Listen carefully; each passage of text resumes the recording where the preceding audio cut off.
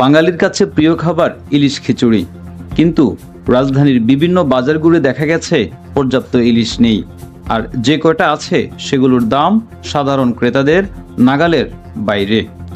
বাজার ভেদে 1 কেজি বা তার বেশি ওজনের ইলিশ বিক্রি হচ্ছে 2600 থেকে 3000 টাকায়। মাঝারি সাইজের ইলিশের দাম 1800 টাকা থেকে 2200 টাকা পর্যন্ত। আধা কেজি ইলিশও 1300 টাকার নিচে নেই। অন্যদিকে প্রতি কেজি ঝাটকা ইলিশ বিক্রি হচ্ছে 550 থেকে 700 টাকায়।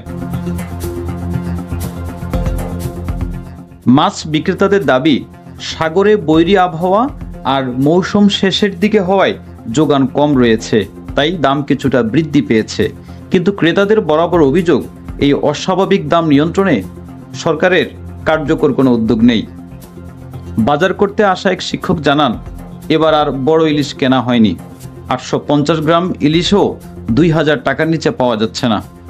আরেক ক্রেতা বলছেন, এভাবে চলতে থাকলে আগামী বছর আরও চড়া দামে ইলিশ কিনতে হবে।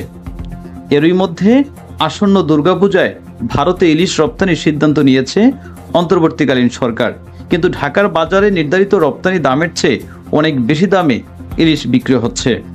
কনজিউমার্স অ্যাসোসিয়েশন অব বাংলাদেশের মতে, ভরা মৌসুমে এমন দাম আগে কখনোই দেখা যায়নি। নিজেদের জন্য ইলিশ কেনা কঠিন হয়ে পড়েছে, অথচ সাধারণ মানুষের প্রাপ্যতা নিশ্চিত করার দায়িত্ব সরকারেরই ছিল। রাকিব হোসেন মিলন, আজকের টাইমস।